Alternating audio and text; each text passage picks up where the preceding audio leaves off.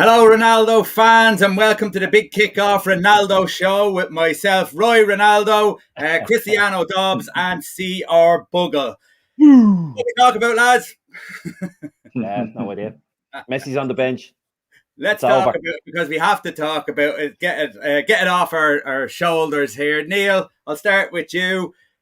Is it good business? Is it just money making?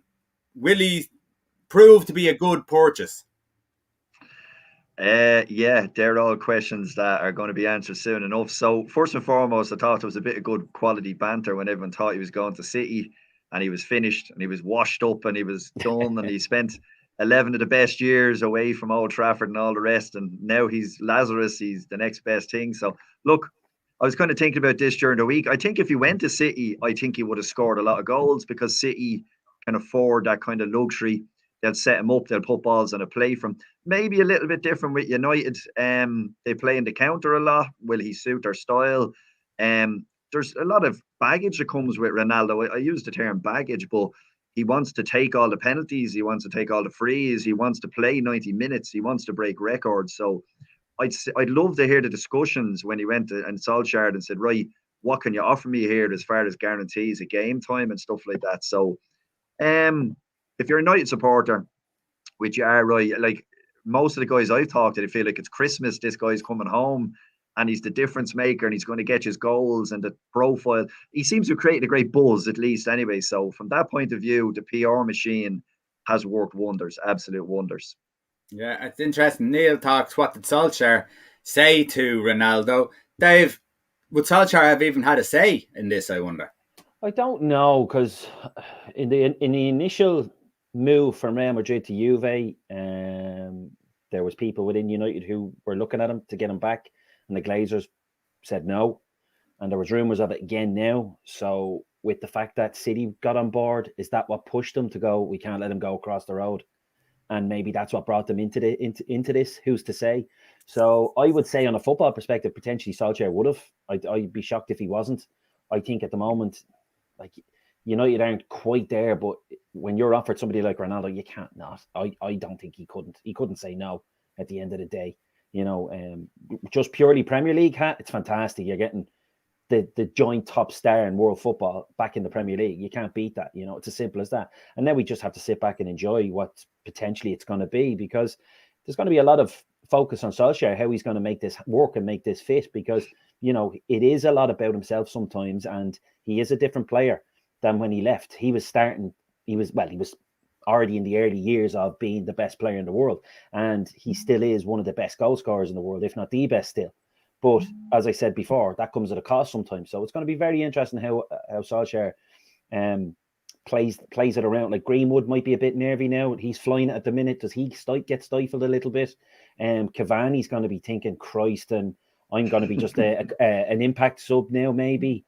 Rashford's sitting on the bench, or like on the treatment table, thinking, geez, this is going to be interesting. Martial's probably counting his lucky stars. He still hasn't been shipped out yet.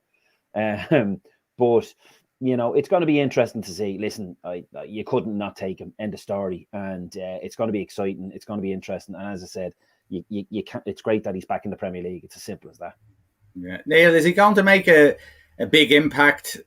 Like, I suppose if you look at Ibrahimovic, he came in, he boosted morale exactly like Ronaldo's doing already. He hasn't even played yet, but he boosted morale. He's full of confidence, which is bound to seep into the side. But we all know he's going to score goals. It's just whether the rest of that United team is good enough to capitalise on someone like that. Yeah, I think there's another edge to this as well. Is like, look, will he be welcome? And I think he'd be welcome, but like, do the players look at Ronaldo now and go, here's somebody that you idolise and someone that you want, will make you a better player, will make the team a better team? Will they buy into that philosophy that, Ronaldo's coming in and this is a guy that's seen everything, won everything. The profile of him is unbelievable. It used to intrigue me, last year when Alan Shearer and these guys used to talk about Cavani and the effect that Cavani would have on Greenwood and Rashford, the way he attacks the ball, the clever movement. The old pros always alluded to, like, this is where you learn from the best by watching them and training every day. I imagine Ronaldo's going to stroll in there. He's going to have very, very high standards. he's going to demand of people. Like, even look at him in the Euros, the demands he was putting on Jota and Fernandes, because he's bigger than them. He's just bigger than everybody. It won't be for the lack of confidence. So will that rub off on them? Yeah. Will they want to impress him? Will they learn off him? Will his game dictate the way United play in some ways? And how are they going to get the best out of him? The only kind of flip side I can see to that is a Portuguese scenario where they try to fit too many stars into the same team. You know, when you had Fernandes, you had Jota, you had Bernardo, you had all these guys that were vying for a spot with Portugal, and you just felt they crammed too many of them into the middle. So when, as Dave is saying there, when Rashford gets back, when Sancho starts getting game time, who becomes undroppable then?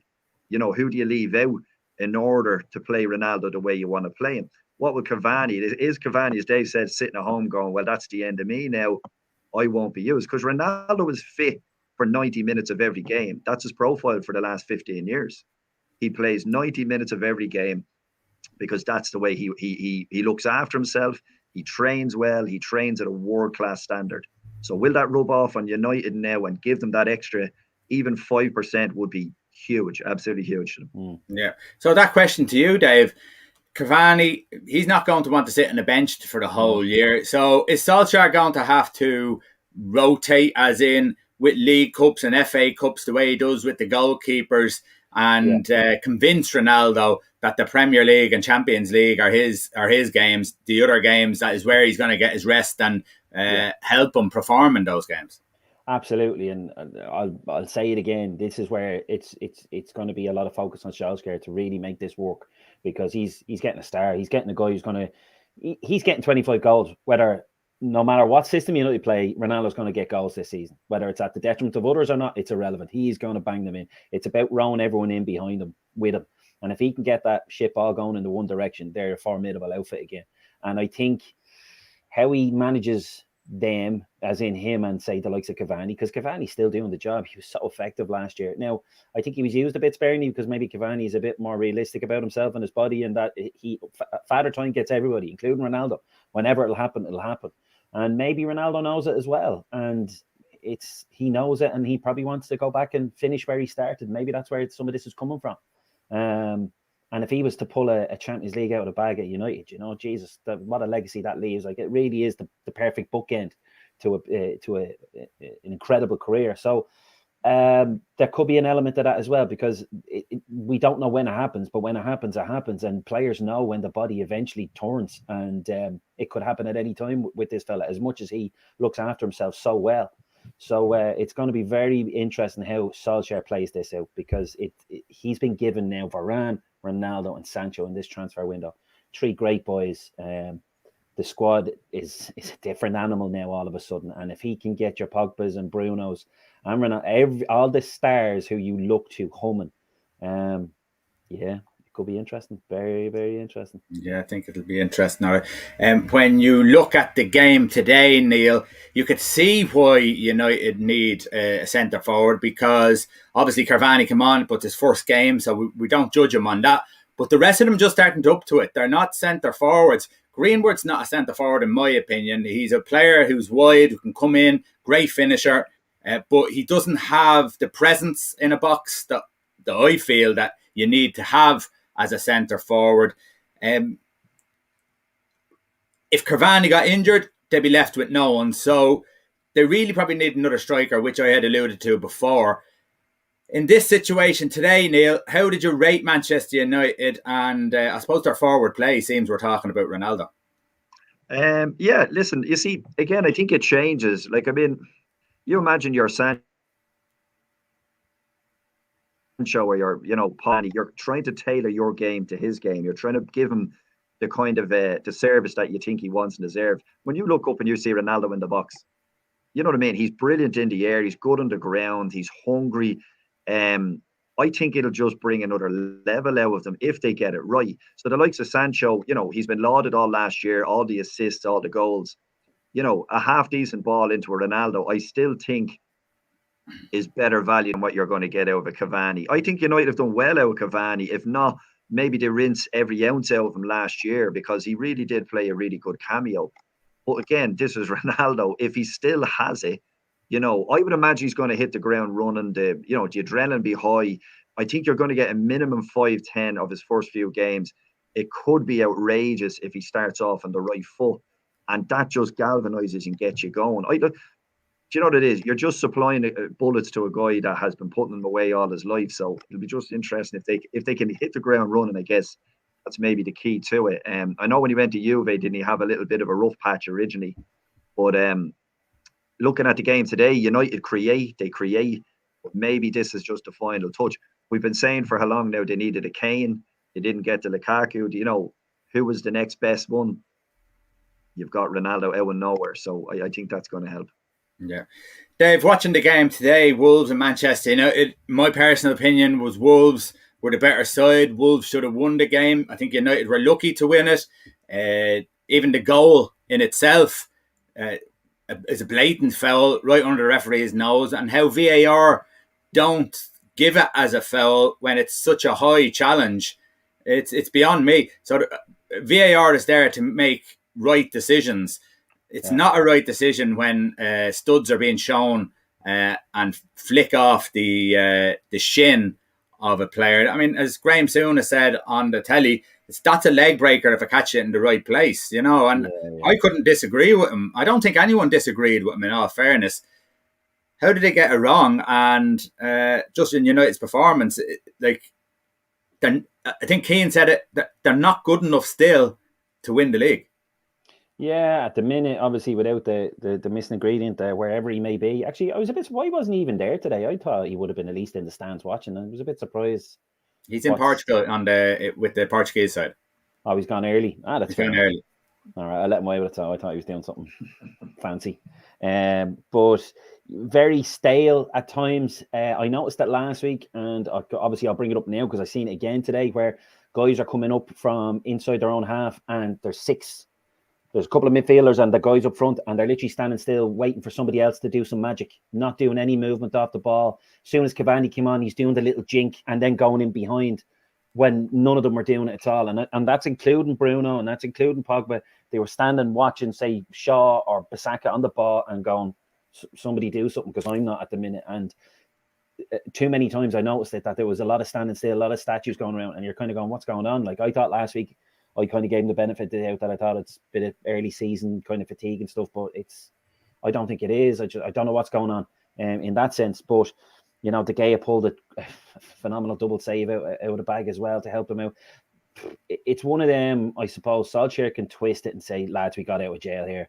These are the kind of games that you look back and go, that was a big 3 points. But he'd be clutching at straws. Wolves are the better side. They didn't offer much today. Thankfully, Greenwood came up with the goods.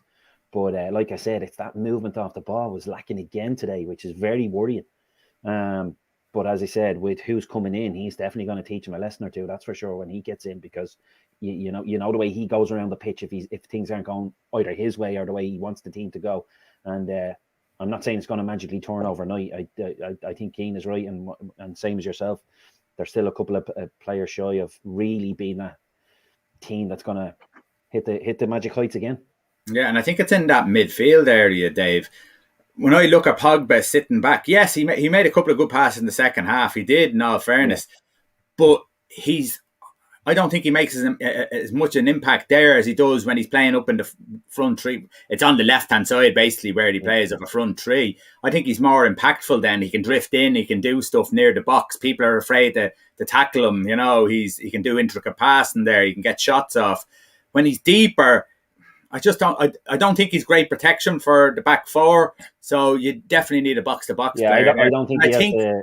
Sorry. Yeah, go on, sorry. I just think that it's Solskjaer trying to fit in the players because he has so many options. And I think that's what's going to be the downfall for Solskjaer. If he doesn't get a team that works rather than trying to fit in all the stars, he's going to end up tripping up over himself.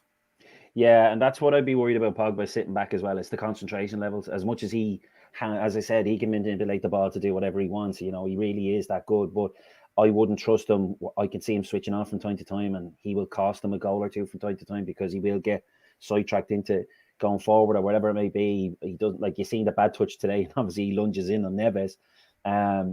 But exactly going back to what we said with Ronaldo, the focus is definitely going to be going back on Solskjaer now and how he's going to do. Has he got the rootless streak where somebody has to sit in the bench and get splinters in his arse for a while? Like, somebody's going to have to pay the price and play yourself back in and tell him that, listen, we all did it. He did it long enough as well.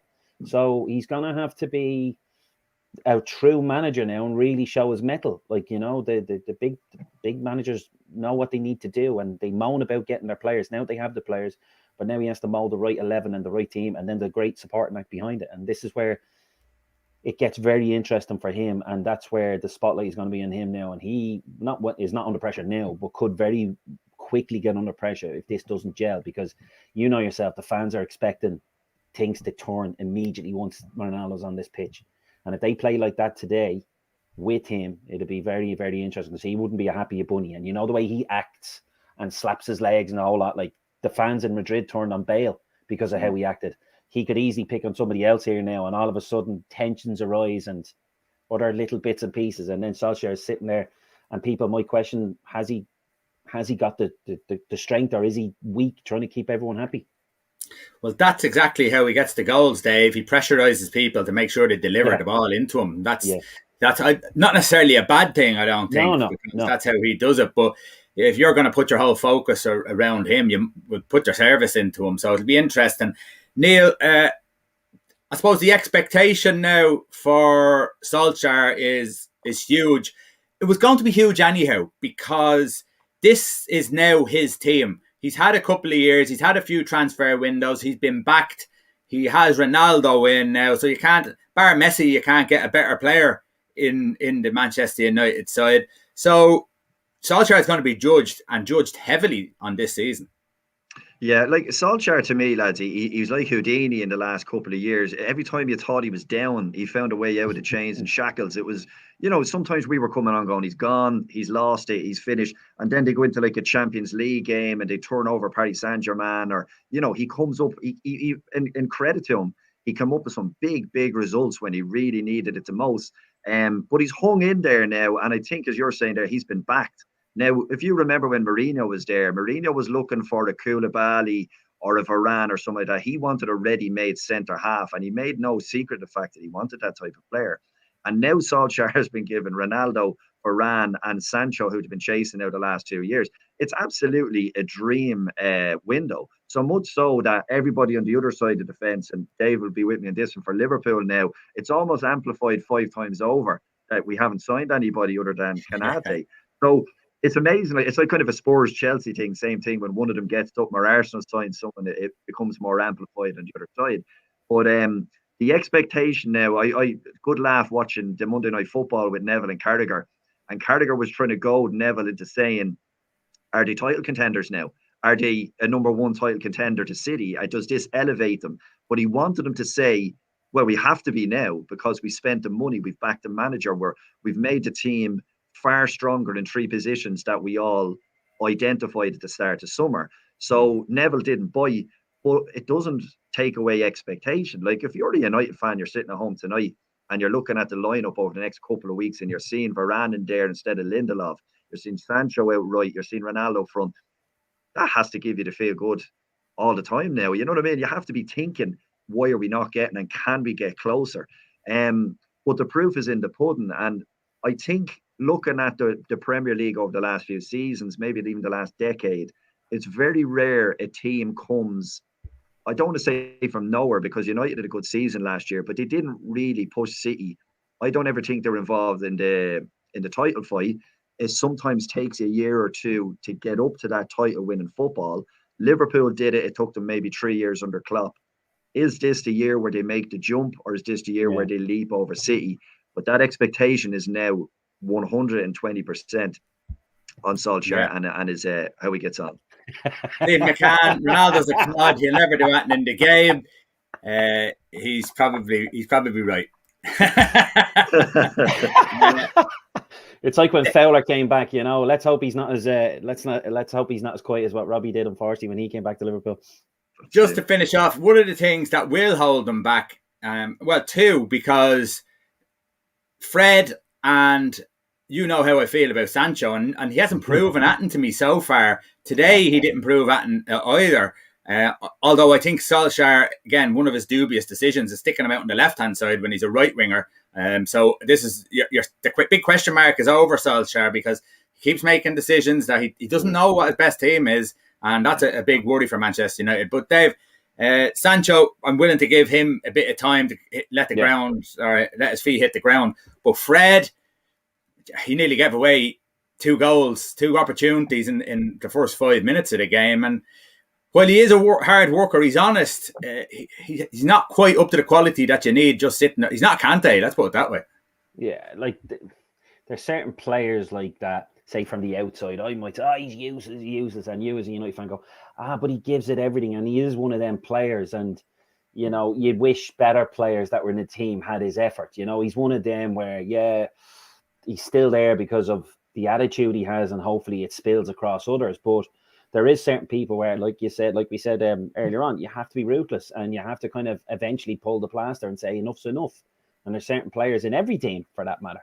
And he is obviously one of them. And especially with my mates, and obviously listen to yourself, like everyone pretty much without fail every other week says something similar. Good, honest player, gives it everything, but my God, he's not good enough. And McTominay, I think, has a bit more about him. I don't know, was he injured today? I missed. He's injured. He had an operation, so he's out. No, that's fair enough, and that's grand. I get that. So, but obviously he's made his mind up. I think Solskjaer about Matic. He's literally just in that squad now. End of story. Like if he obviously has Fred over him. So if McTominay's back, looking at Pogba sitting maybe now with Fernandes a little bit deeper now, because obviously Ronaldo's going to be in the centre as well. Is that what he's thinking?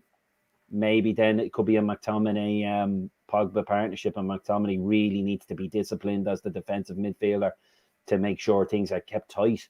But by the sounds of it with yourselves, and as I said, I've seen bits and pieces of it, like great honest pro, but just sometimes just he's one of these where you go, you're lucky to be at United, if you know what I mean. Good player, but you're in a team that you don't fit in, I think.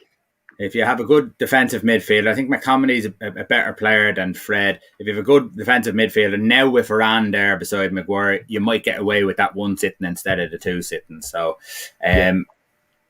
Stephen says, great league to have Ronaldo, or great for the league to have. And of course, yes, serious pressure on Solskjaer now.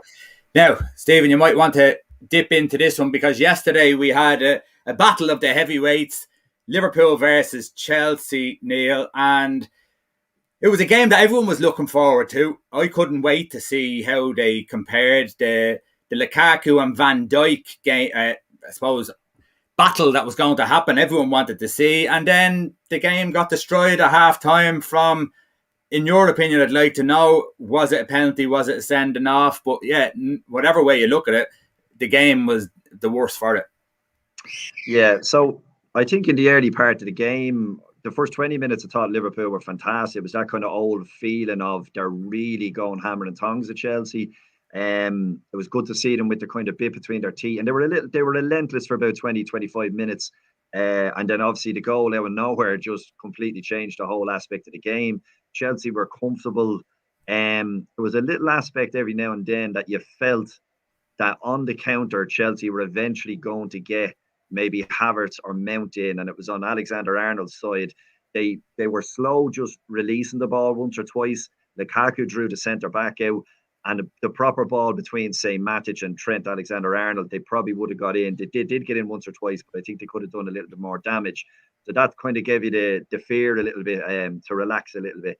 And then obviously, the change at half-time. So, do you know what it is? I think Klopp summed it up. I don't understand the double punishment, as in you give away a penalty and a sending off. It wasn't like he completely stuck his hand up into the air and slapped the ball away. His hand was by his side. There was a little bit of movement.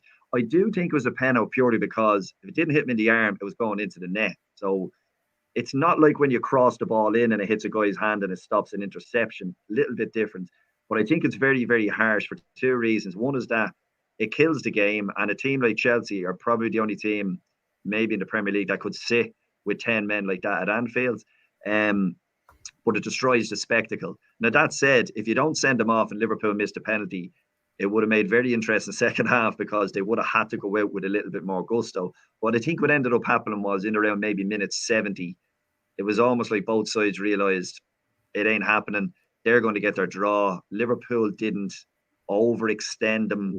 They ran out of kind of ideas. It was that old, can they break down a team? Chelsea are defensively excellent. They're well set up, well drilled, and it kind of pittered out a game. But I think if you look at the opening 45 as their title credentials, it shows that Liverpool are getting back to where they were 2 years ago. They have that drive in them, but they're still a little bit vulnerable against the best teams on that counter. That's something, and that's with or without Van Dijk. Okay. Stephen kind of agrees with you. According to the rules, it's a pen on a red card, but the triple punishment with a goal including is harsh, in my opinion. Dave, we're going to get you can answer that now as well in a second. But for me, I think it's the right decision. I think if his hand was out, but then his hand went forward. Yeah, it was like an instinctive... It was an instinctive thing to get the ball away. I definitely think if Liverpool missed the penalty, there'd be uproar. So it's not guaranteed that they're going to score from that penalty. Yeah. So the punishment is, get a penalty. But if you handle the ball. Remember when it happened with Suarez in the World Cup? He handled it, and then Uruguay, they missed the penalty. Uruguay went through to the next round. And even after that game, everyone felt sort of, just felt sorry for, I think, who was it, Cameroon or Nigeria or something like that? Who was it? Senegal? Ghana. There you go. I mentioned every country. Ghana. But yeah, that was heartbreak for them. And, and everyone was kind of pissed off with Suarez over it. And so I definitely do think if you're going to handle the ball on purpose, you're gone. And Stephen says there, kind of around the second half. Would have loved to see 11v11 second half. Yeah, frustrated with the results. Not enough creativity in the third, but difficult to play against such quality with all the men behind the ball. Dave, so my question to you was, and you can add to that penalty decision and the sending off as well in your answer. But my question to you is, from the first half, how did you see the two teams kind of in a more of a looking forward to the rest of the season sort of view? Chelsea maybe have a tiny little bit more of ironing out to do, because over the full 90 minutes, I thought Lukaku was a bit quiet. He had one of his quieter games. I think he tried to pick on Matip. He tried to not avoid Van Dijk, but I think he thought that's where he'll get his joy. And he didn't really get a lot. Definitely, I'm going to pick on what Neil said. 100%. There was 2 or 3 times where, even though I'm a Liverpool fan, I was saying, pass it. You could see the passing lane where Lukaku was going to be in on goal, and I think it was Havertz kind of took back into the left-hand side and took it on himself, and you're like, he was in one-on-one, and that happened on a couple of occasions. So there's a little bit of an ironing out for Chelsea going forward, because obviously as a defensive unit, they certainly proved it in the second half how strong they are, and we also seen it last year how they out Atletico, so that's how organised Tuchel can get them. Liverpool, like exactly what Neil said, very kind of you got a glimpse of how they used to be, and you're kind of going, because that's all it is really with Liverpool this year, because we haven't really bought fresh impetus apart from the centre half for obvious reasons. So the best we have is, have we still got it? Have we? That's basically what Liverpool can look at the moment, because we haven't brought in anyone to really kind of go, yeah, that's going to keep us up top. It's like, have we still got it? Is there still enough juice in the tank? There's enough evidence of it in the first 2 games. There was a bit of evidence of it in the first half. Second half, I was a bit disappointed in the manager, to be honest, because everyone on the Mother knew what way the second half was going to go. And Thiago probably should have come on straight away, because as much as he hasn't really put up a lot of numbers, he's put up a lot of thumbs up, that's for sure. But but in terms of numbers, he hasn't. But he would be our better player for potential playmaking, because they were going to sit back. So he was probably our best chance to maybe put that little magic pass, that somebody running off the ball, and he came on in 10 minutes to go, and like Neil said, and I'll reiterate, it was like they both kind of accepted it. Listen, we'll take the draw, and we'll both come away unscathed. I was a bit disappointed. Like, was it that though, Dave? That when Neil said that, it was interesting, but I'm not necessarily agreeing with you. I actually think Liverpool hadn't got an answer. I don't think I don't think that it was kind of a thing of. That's why I was saying Thiago should have been on at the start, because like they had to go and. Is that worrying? Because they're going to play teams who are going to do that during the season. Well, yeah, it's worrying, but it's been worrying for a few years, Roy. Like, it's no shock. Liverpool against Park in the Bus, we still struggle. You know, forever optimistic, Billy. Stop. That's a story another day. You know, Looper. But like, you know, parking the bus against parking the bus teams, Liverpool struggle. We know that, so it's no surprise that we struggled again, and that's why Thiago coming on at half time, I think, would have made sense. But he came on in my opinion, too late, and then the front three were getting a bit tired and running out of ideas, because we huffed and puffed for about 10 or 15 minutes in the early in the second half, where the ball pinged around the box a few times and there was a few scrambles, but it was nothing solid. You know, that one chance never came to anybody, you know, and he was probably our best option to potentially unlock something, because you're going to have somebody who has that magic pass, because the way how disciplined Chelsea are. So in that sense, I'm not surprised, but I am disappointed that there wasn't an answer. And in my opinion, I think that's why they bought him. And of course, they didn't use them, or they used them too late, in my opinion. And Klopp can be a bit guilty of not making changes at the right time, or not, like a little bit too late. I know United fans say something similar with Solskjaer. It's always in the last 10 minutes when you're kind of going, you need to be on 15 minutes ago. And I definitely got that again yesterday. And it's like, do you really only have faith in that 11? Like, which is scary, considering I'd like to think we have a few more than that now in our squad, you know? Yeah. You can talk about that one, Dave. Debate with Stephen. No, there is no debate. The keeper does not do enough going forward. Fred, we need to pull the plaster, in my opinion. He's like one drive in 14. It's like us amateur golfers. That one drive and we keep him. We're kidding ourselves. You know, it's 3 or 4 years now, in my opinion. It's time to go. He was one of the ultimate money ball, and it didn't work. Apparently he ticked all the boxes, but he hasn't done it enough for me. I think he goes into a shell in some games, and I think that's the problem. He doesn't let himself go. He doesn't take the shackles off. I think he goes very safe sometimes and goes left and right and backwards, and you can see it in him that he has it in. I think he has it in him, but something's stopping him from doing it at Liverpool, and maybe he needs to go and shine somewhere else, because I just don't know if he's going to do it. I have to be realistic about it now. I have to start kind of a bit like what you guys are, Fred. I think we need to let it go. Yeah, Neil, you have to cast and vote now. Stephen says one player. Davis says the other. Who gets the vote? I think that just the fact that Klopp went for Elliott from the starting lineup tells you that Elliott is now gone ahead of Keita. I think it'll be Thiago, Henderson, Fabinho every day of the week. And I think, like Dave said, Keita is like, I don't know, he raises your expectations, he shows you a little glimpse, and then he breaks your heart. So I think the ship is kind of sailing Keita. The last time Klopp made a big call was the Madrid away game, wasn't it, when he played Keita, and he had a bit of a nightmare, and then he hauled him off early. And since then, I think Klopp has maybe cooled off on putting him in these big games, and that proved it. Yes, I mean, Elliott stayed on, I think, for the whole game, but that tells you that there's a passing of the guard going on there, and he's putting his trust in Fabinho as the holder, obviously, and then Elliott, and then another in beside them, be it Thiago, as Dave said. But I think that spells the end on a bigger scale for Keita in a match like that, to leave him out and playing 18-year-olds. That's Klopp's decision, and I go with that.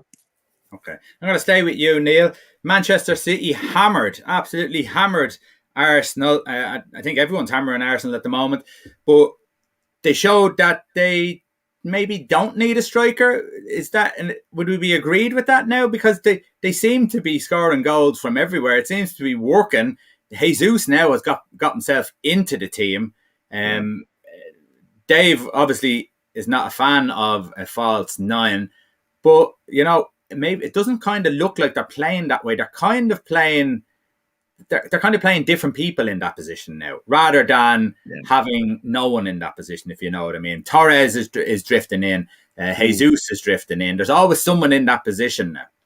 Yeah. So, I mean, Foden hasn't come back into the fray yet, but if you look at last year, at times they were playing De Bruyne as their furthest forward player. I don't think it really bothers Pep once the player has the intelligence to play in the system that he wants to play. So Ferran Torres now, the narrative now is they don't need another a number 9, because there's Ferran Torres. He's after coming to the fold. As Dave said, Jesus is having a little bit of a mini revival. With City and the way they play, listen, they're going to boss 70% of a game. They seem to flood numbers into the box at times. Like, I mean, Gundogan was up in the back post for a bloody header, man. And what is he, 5'0"? But once the movement is clever and once the ball in is the right ball, it doesn't really matter who's in there. And City have goal scorers all across the midfield. So does Van Dijk let that goal go in? I would hope not. Do you know what it is? When you look at Arsenal, right, it's I know if you were looking at Spurs at a defend like that, you'd be saying Spursy after 5 seconds. You need a new nickname for Arsenal the way they're playing at the moment. Arsey. It's awful. It really is poor watching them. Like there's a viral clip gone out of watching Aubameyang press. Now when I say press, there's inverted commas on the press because he's jogging after the centre half while the centre half went to the keeper, centre half keeper. And he's literally walking at one stage while the keeper stands there with his foot in the ball. They're a mess. They're an absolute mess. And maybe I was thinking to myself yesterday when people saw Arsenal go a goal down and then City just go for the jugular and pull them apart. They thought watching Liverpool, maybe Liverpool should be doing that to Chelsea, but you couldn't have two more contrasting teams. When you look at the fight and the way that galvanised Chelsea, whereas Arsenal were just looking for the excuse. Xhaka did his normal thing. He gets sent a red, big angry face from leaving the field. Not a leg to stand on. It's gone from bad to worse with Arsenal. What do you do with them at this stage? They're a disgrace. Yeah. There's no point in talking more about City, Dave. We know there's quality players. Yeah. We know that they're going to be challenging for the league. Yeah. So let's get on to the disaster that Neil's been talking about, that are Arsenal. It's more enjoyable to talk about this because really and truly, I'm baffled. I am baffled at how a manager can allow his players who are earning so much money, who are supposed to be at a different level to the likes of Burnley and, even Wolves. Wolves have no points, but they're playing a hell of a lot better. There's more optimism from Wolves than there is about Arsenal. These players are a disgrace, aren't they? Yeah, there's I got a brief glimpse of it before we came on. There was a fan, now not the typical Arsenal fan TV, but he kind of goes, like, where we are now, our rivals are people like Brighton. Like, he was being honest. He wasn't trying to slag off or anything like that. He says, that's where we are. Let's not kid ourselves. And I start laughing because he's like, well, at least he's realistic because that's exactly where they are. It's ridiculous. But even still, Brighton are way up above them at the minute. So it's just bonkers. Like, I struggle to talk about them every week because I just don't know where to go. It's just... I just hate to be a fan of Arsenal right now. Imagine sitting watching that yesterday. First 5 minutes, they huffed and puffed and played a nice bit of ball around the place. And you go, oh, that's nice. And Arsenal might give something a go. McManaman went full scouse when, proper high pitch. Hey, Matt, he didn't put the ball in. Because they played this lovely football. And as soon as they got to the final third, they went backwards again. And he went nuts. And hey, Matt, and he was like, yes, he should have put the ball in there. There was plenty of boys in the box. And that's frustrating when you're watching, even just as a football fan watching. Going, why didn't? But isn't that the problem, Dave? They don't have a way of playing. No. They're getting up to a certain point and they're just trying to keep passing it around. Even Wenger's side, when they were passing it around, were looking to penetrate through lines into the box and trying to, get turns or, bring on a penalty or whatever it was. But they were intricate in around the box. This team get up to a certain point and then go backwards and they don't know what. Doesn't seem to be a plan. And I can't see Arteta seeing out. But I'll tell you what, if he hits October, I think he'd be doing really well. 100%, because it's a mixture of two things with managers. The biggest thing is recruitment, because everyone says it. Like Roy Keane said it 20 times at that debating. Even Ferguson always says it. All the top managers say it's recruitment. Like, you get the right players, blah, blah, and then they'd be able to impart their wisdom and their philosophies, right? His recruitment's been shite. It's been shocking. Nothing. Anyone that's coming in as a mercenary, they're just going through who knows about White. We probably won't even see how good White is, because he might give up when God knows what they're going to be like when he gets into the team. And then I'd love to know what he did at Man City. Like, what on earth did he do there? He was standing beside one of the best coaches around. What did he do with it? I don't know, because I've seen none of it at Arsenal. And I'm bored of listening to him. I'm bored of him saying the nice things and the right things, because he says things similar to Solskjaer, but at least Solskjaer's backing it up, and they're doing a much better job. Because at the start, when they were struggling, United, and I was listening to Solskjaer going, you're just saying the right things. But Arteta's still doing it, but I just can't stand listening to him anymore, because it's like you need to do your job too, and you need to iron out some of this dead wood. And we can all see it, and they forget more than what we know. You know what I mean? But I'd love to know what he did up at City, because he must have just picked up the goals. Neil, he's had his excuses. People have been saying, "Oh well, they're missing 5 or 6 players." But when you look at some of the players that they're looking to bring back in, there's no real hope for these type of players that they're talking about bringing back in. Like there was Lacazette, there was Aubameyang. We're going to bring them back in. They haven't done anything. You know, they just don't have the players. And part of me, you know, you have that devilish side in you. You kind of want to see Arsenal get relegated. You want to see them get relegated, yeah. I don't know. I'll put it this, Rook. If you look at, as Dave was saying there, the recruitment, if you look at White and you look at Partey, they were meant to be the spine of your team, your centre back and your centre mid. Xhaka has done a kind of a U-turn. He's come back, but he was never, you know, highly thought of anyway. But my biggest issue with Arsenal, Roy, is their back line has Rob Holding, Callum Chambers, Cedric. Like, that back line is as bad as there is in the Premier League this year. Like, it really, really is. Your centre halves are rubbish, absolutely rubbish. And that's, I think, the key of this. If they can get at least that right, there could be a light at the end of the tunnel insofar as they won't be as bad at the back. They have something going forward. There's a little bit of a spark about Arsenal. But as you're saying as well, where's the spark, Neil? Because I don't see any spark. The likes of Smith Rowe and Saka, I think Smith Rowe, in the last few games have come out with a bit of credit because he looks like he's willing, he can carry the ball, he can run, but he's very much on his own. Players. So you've got Smith Rowe midfield, Saka midfield, really. You've got the likes of Pepe, Aubameyang, and Lacazette who are up front. As you've said yourself, they're not putting it in. The senior players are absolutely letting that team down. I said it last week, I said it the week before. Aubameyang as your captain, the guy that goes in, held the club to ransom, got his deal, and has literally laughed in the face of every Arsenal fan since. I would be disgusted. I wonder that when they're at their home stadium, are people roaring at him because of what he's done to that club? Like, he held them to ransom, and then he just literally down tools and has done nothing since. Absolutely nothing since. And the reason why I say, Roy, for the likes of Saka and Smith Rowe, is because they're young and they're a little bit more fearless. And, you know, you got to give them credit that they're playing in a team devoid of confidence. I don't know what instruction they're getting from the manager, as Dave said. Maybe the instruction is just go out and have a game of ball, lads. But at least they can, you know, half hold their head high compared to the senior players who are an absolute disgrace at that club. I'd shoot Aubameyang. I would not put him even on the bench. But it's not going to get any better until they get maybe them 1 or 2 back. And maybe now Arteta has to earn his badges by changing the way they play and digging out some results. And I'm talking Sam Allardyce style. He needs to do something where he stops the rot. They're in huge, huge trouble right now. There was a picture of him holding up an Arsenal jersey doing the rounds over the weekend.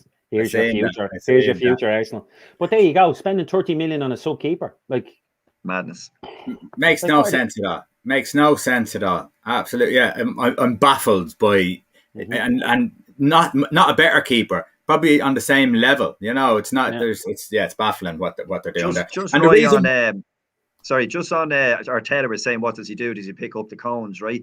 Just when you were talking away there, I was thinking to myself, when he came from City and he's seen how effective City were, big Champions League nights, multiple titles, he was there for all of that. You think to himself when he's writing on his notebook, you know, press them high energy. Like we always used to say about Bernardo at Manchester City, that guy put in a serious shift when they were in their pomp there with David Silva.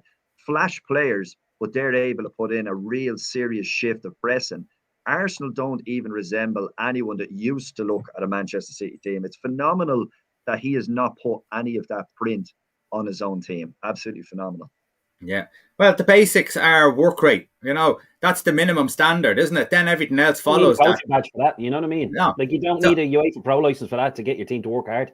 No, and that's why I say to you, I kind of nearly want them to get relegated, because do the likes of Burnley, who work their arse off, deserve to get relegated over an Arsenal team like that? Not for me. They're showing professionalism, the likes of Burnley and Wolves and teams like that. Arsenal aren't. So, I didn't actually think I'd get too bothered about them, but there you go. Okay. Dave, Everton, it's quietly going about their business, aren't they? I actually didn't expect too much from them at the start. I thought, they might draw one, they might win one, they might lose one.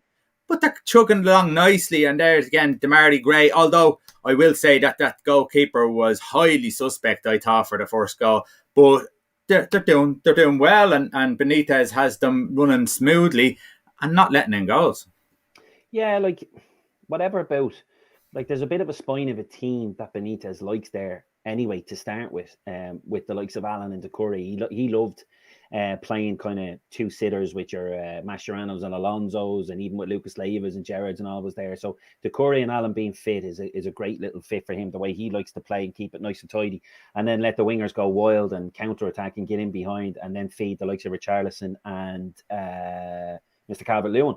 So, and then of course Coleman's in great form, you know. They're bad to watch. He's a scouser till he dies, this fella, right? I love you, Billy, but there's nothing else matters. And if he keeps watching us, which hopefully he does for us, but I couldn't care less, Billy. He'll get used to it. He's Liverpool till he dies, but top man. That was last year. This year, let's see. You know, Benitez isn't necessarily going to put bums on seats for exciting football, but he knows how to get results. He is one of them tactician guys that we know, and like he is the fit for Everton, which a lot of people have been saying. Ancelotti got there, probably realised he couldn't spend $500 million, and then kind of went, yeah, I want to go back to meet fancy big clubs and buy the top players and stuff like that. So Benitez coming in there now will coach and coach them hard and get them rigid, but also, you know, as he said, he likes the wingers. When you bring in players and they start off with the ground running, the rest of the team go, oh, right, this guy seems to know his stuff. And then, of course, if Coleman's there calling the shots yesterday when he grabbed the ball off of Charles and said, listen, there you go. But that's good to see as well, two boys being a bit spiky over it as well. But, is it? Like, that annoys me. Oh, it does annoy you. Like, I tell you why it annoys me, because I get annoyed with the managers. The managers should have that nailed down beforehand. Yeah, I remember he used to do something at Liverpool, Benitez, like, and it was very much he had the control over it.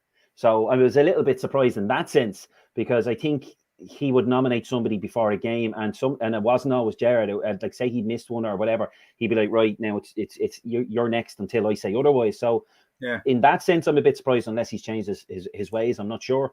So it might just be Richarlison.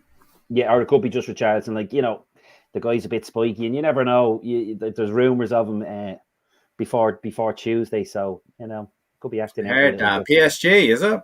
Yeah, because Moise Keane has gone to Juventus. That's a good replacement for Ronaldo, anyway.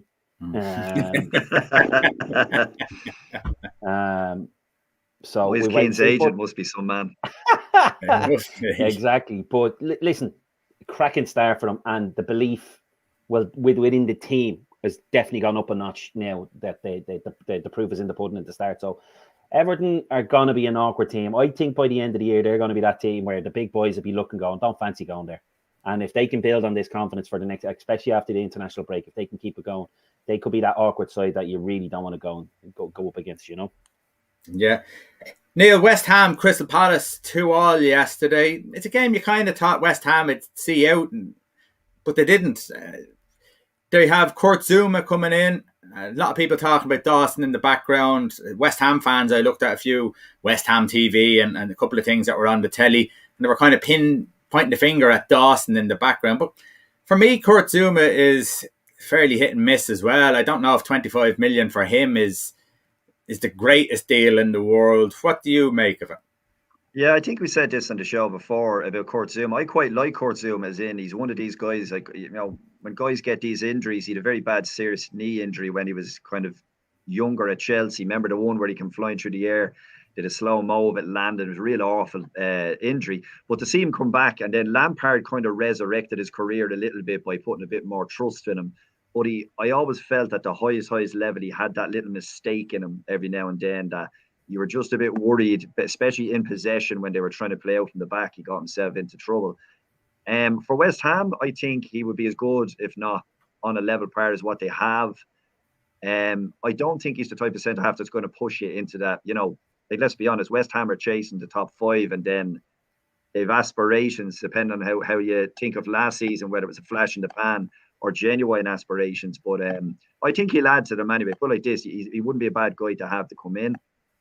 West Ham as a whole, I think, are after hitting the ground running very well this year.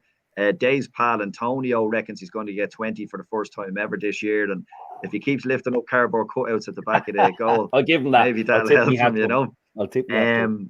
Well, he's off to a flyer now. So the question is, can he stay fit? So I think with West Ham, they've been, what's his name? Ben Rama has been good. He's kind of come up a level. They have a good, solid foundation in Souček and Rice. So you could nearly match them to a Chelsea or United the way they play in the formation that they play. The question is, can they get enough out of their forward guys, the likes of Bowen, Ben Rama, to get enough goals as well as Antonio? Because, you know, let's be honest, if Antonio does break 20, he'd be absolutely, that would be an outstanding season for him. Yeah, break 10. Yeah. So, you know what I mean? They just need more goals from the middle. So, for West Ham, I think they're going to be a decent side this year. They seem to have a bit about them, even confidence-wise. Maybe that's because how well they finished last season, that they just missed out on the Champions League. But they seem to be building on that confidence now. But they need goals from other parts of the field, because Declan Rice isn't really going to get you them, but the rest seem to chip in, which is working out well for them at the moment. Okay. Stephen just said, I see Everton under Benitez has been similar to where they were with Moyes, work hard, organised and difficult to beat. 100%. I see that as well. I know Stephen's a Liverpool fan. I know the two of you are Liverpool fans. Is it a kind of thing that, yeah, we're comfortable, we're happy with saying that, we never ever want to say anything above that because that's going to be uncomfortable? Could you see Benitez pushing them further, Dave? It depends on how the backing he gets. Apparently, there's money bags there. There's a bit of backing. It'll be interesting because there's no reason why he couldn't, but it's financial backing as well. It's as simple as that, because there is a gap and we see it. Like, you know, like look at United. They're in a spot of bother. They need goals. They go and get Ronaldo. Like that. Everton are not going to do that. No one is going to do that below that four that are up there at the moment. Even Arsenal and Spurs won't even do that at the moment. So that's where you'll hit this plateau. And yes, I don't know why it's in Arsenal. I know, but you'll hit this kind of plateau where it's kind of like, do you stick or twist? You know, do you kind of push and go, or we've reached as far as we go? And that's the problem with everybody when they get to that level. It's like Spurs. What do we do? Do we reinvest? Do we build a bigger team around your Kanes and Sons, or do we try and hold it? Like they were caught between a rock and a hard place, and now they're, God knows where they're going to go. I know they're top of the table now, and they could throw it all in their face and say, "I told you so." But like, that's the problem. Don't see, win it, but yeah, possibly. But as I said, if there is that kind of backing behind them, anyone would have a chance. But for now, I would say pushing into the top 6 would be a big win for Everton if they were. Not maybe this year, but if they were to do it by next season, I'd be seriously impressed. Yeah, okay. When you look at Tottenham Hotspur, Neil, quietly going about their business, things are 1-0 to the Tottenham, huh? 1-0 to the Tottenham, exactly. Harry Kane back in the side. Son scores a goal. I don't know. I haven't seen enough of their game. I've seen highlights, but I haven't seen enough of their games to say things are changing, you know, dramatically or in any way that they're going to be challenging for those top 4 positions. But what you're definitely going to get is more positivity from a manager that is more positive. Yeah. Look, I think at the end of the day, look, there's a lot of positive for Spurs. A, they're keeping Harry Kane. B, they're keeping the nucleus at their side. But like Dave was saying there, it's the same problem with Everton or any of them. To push on to the next level, and this is managing expectations. They have an absolutely phenomenal world-class stadium. And now to make the next jump, you know, and it again reiterates, it's not like Spurs are going to go out and buy that type of guy, or they're not like, you know, if guys are coming to England, they're going to choose Chelsea over Spurs. They're going to choose United over Spurs. So the same problem that Everton has is attracting them type of players. Spurs have done really well. So they've guarded Son, they've guarded Kane. They're not going. Now the question is, can they kick on now? Like, they were always thereabouts under Pochettino. They've done really, really well. They maybe lacked a little bit of strength and depth. But under Nuno now this year, I think at least they'll be a bit more pleasing on the eye. Let's be honest, the crowd will be loving that, because Mourinho would tear the heart and soul out of the way he had them playing last year. And maybe that's what they need, that little bit of extra impetus. He's given Dele Alli a new lease of life. I don't know where that will go, whether he has it in him as a pro, to mind that and else, but at least he's fighting for him. And I always think that's a good sign. Do you know when you come into a club and you get a guy that was kind of on the outliers of the team, and all of a sudden now he's starting every game, he's scoring, he's doing well, he's putting in his shift. That's a good sign on the player, and it's a really good sign on the manager that's come in and changed something or changed an attitude. So from Nuno's perspective, it couldn't have started any better. I think Spurs badly needed that, because that could have turned sour if they lost Kane and 1 or 2 bad results. That can have a big impact on your team. But I think as the season progresses, that could be their par for course, where they're thereabouts, that kind of 6-7 spot. I don't think they can go any higher. I don't think they're going to be challenging top 4. Mainly because I don't think they have the overall squad to compete with the big guns this year. I think your Liverpool, your Cities, your Uniteds, Chelsea's have really kind of flexed their muscles this year now.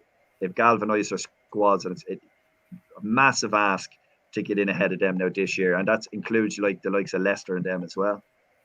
Okay. Yeah, if anyone else breaks into that top 4 this year, that'll be a serious job well done, I think. Yeah. I have my questions about. Well, Manchester United, I have my questions about, just because maybe the manager. I was always with Ollie, but now I have a few question marks, just because he's doing similar things to what he did when he started, and that's showing me he's not learning. So I have a couple of question marks there, but they have the squad; they should be able to. So, Dave, Aston Villa 1, Brentford 1, Norwich 1, Leicester 2, Southampton 2, Newcastle 2, or the other way around, and Burnley 1, Leeds 1. Anything there that stood out for you? I mean, Leicester they just seem to edge results, don't they? They don't seem to be overhauling teams, sort of dominating teams. They're just doing enough, and that would make me fear that they mightn't do as well this year. Yeah, because Vardy's had a good start to the season, because I was looking at it over the last few weeks about goal scorers and breaking the 20-goal mark. And he does it every other year, ironically enough. Like, he breaks the 20-goal mark, and then he gets very ordinary for a year and then breaks it again. So this should be his ordinary year. So he's breaking the mold for a change in the 8 seasons he's been here. So it'll be interesting. And maybe, as I said before, it's this Daka lad that's been brought in. I think he's a bit similar in his pace and young and got a bit about him. So I think that's obviously probably lit a fire in them, going, they're thinking about the future. They're thinking about my position. I'll show them. So it's been a masterstroke in that sense, if that's the case. And as long as you have your striker humming, like, you can get some things over the line, a bit like what you said. Sometimes they're not the dominant side, but that ball came over. It was a first-time strike where you see that can be fluffed so easily. He tucked it in because he's bang at it at the moment. So that's going to get them over the line a little. But they're a solid side. Like, they really are a well-balanced side, and that's what won them the league at the time, and that's what has them up there at the moment. Good, honest, well-balanced side. People in the right positions where they should be, and not, as we've talked about earlier, filling people in where they can. Like, the left midfielder plays left midfield, a centre midfielder plays. It's not like a striker playing out right. Like, they play where they're supposed to, and they're a good, honest, well-balanced side with a little bit of magic, not magic, but a little bit of extra than others, like with your Tillemans and a few others who are really good players, and then Didi as well. So Leicester, I don't think they'll be camped in the top 4 like they were previous years, but I think they'll still be up there mixing it up with the 5th and 6th spots. Newcastle and Southampton, I watched a bit of that. It was a bit of a fun game, back in St. James's Park, and the crowd were rocking. Sam Maximan had the bit between his teeth. He's the only really bit of excitement, really, with West Ham, and he had a few flashes again, so that was exciting. And regards Villa, Brentford, I genuinely didn't see it, but it was good to see Tony get off the mark, because he needs to hit the ground running in order for Brentford to really have a successful year. So across the board, other than that, nothing really jumped out and grabbed me attention. But it's just interesting that Vardy sparked this year, considering it should be his down year per se. Yeah. Neil, Chelsea were in talks with Haaland before they brought Lukaku in. The details of those talks came out during the week, and Mino Raiola was looking for 820,000 sterling. He wants to make Haaland the first €1 million a week player. He demanded 34 million agent fees, and he also demanded a wage himself off Chelsea. A wage? Yes, as well as the 34 million. So And of course, there's going to be a huge fee that goes with them. But next year, I think it's £64 million. So whatever that is in euro, €75 or million euro, or whatever it is. So next year, if you look at Mbappe, who is only dying to get to Madrid, and we'll just say that does happen either this year or next year, where does Haaland go? Who's going to put that money out there? For that kind of money, like you're talking mercenary money, there's only Paris Saint-Germain, Man City, who just, them two throw caution to the wind. You would imagine, City have gone for Kane and they've taken a bit of a knock. Did they take that in the chin? Is there a gentleman's agreement this time, an actual proper one? But look, he's going to go somewhere, one of the powerhouses. The question is, can they come up with the funds? And are they willing, or does it even bother them? Do you know when we hear about this thing about the agent fee and all? Do the likes of Barcelona, Real Madrid and all, do they really give a monkeys what they're paying Raiola? For us, it's an outrage and it's a disgrace, and he's holding them to ransom. He's coming up with all these stupid little things and the clauses. He has to take 20 corners a match and all this crap. But do they care once they get their man? So I Barcelona do now. They do now because they found out the hard way, but that's years of mismanagement. City are still well managed despite the financial clout. City would be an obvious one. I don't think, would they sit around the table with Raiola and say, yeah, we'll give you a wage and we'll give you 4 gaffs, whatever it is the hell he wants. I don't know. But there's only at that money 1 or 2 clubs that can do it.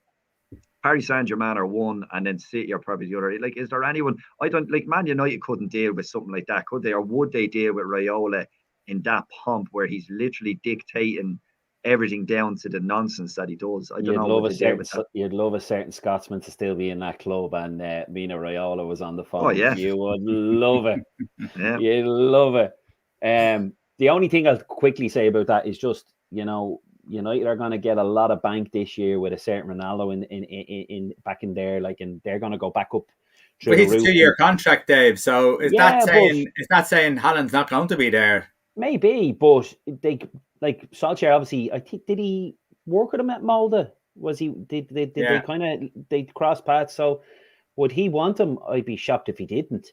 So it'd be very interesting. And as I said, with the money potentially the extra money coming in revenue with off the back of Ronaldo, it might bring them to the table. But that Raiola stuff is very, very interesting, and that's why maybe England mightn't happen, because some clubs would find that kind of shocking and would they want to get involved and whatever. So, but it'll be interesting. The fact that Chelsea distanced themselves really quick in the transfer window and avoided all that crap kind of tells me they got the nod earlier on. We're not going to do business here. Yeah, because and they went straight for Lukaku. Yeah, PSG apparently had a nibble the other day, but Dortmund came back to them and said the deadline was gone. They told clubs there was a certain deadline a couple of weeks back, and then it's not going to be till the new year. Good luck, But they had a little sniff after there was the rumours of Mbappe to Real Madrid, so I think they were trying to make it happen. But it looks likely that he's staying where he is, at least for now. Yeah, okay. Right, we'll leave it there. It's been an interesting week, and the transfer deadline finishes this week. I think it's Wednesday, I believe, or Tuesday night. So there's going to be a few little twists and turns before that, as you said. Antonio at West Ham, if they lose him, they probably need a striker in. You could probably go through a few clubs. If you look at Liverpool, they could probably do with someone else in there, even just to give them that sort of uplift. But there's a few teams out there that are going to need players. Okay, Dave, Neil, thanks very much.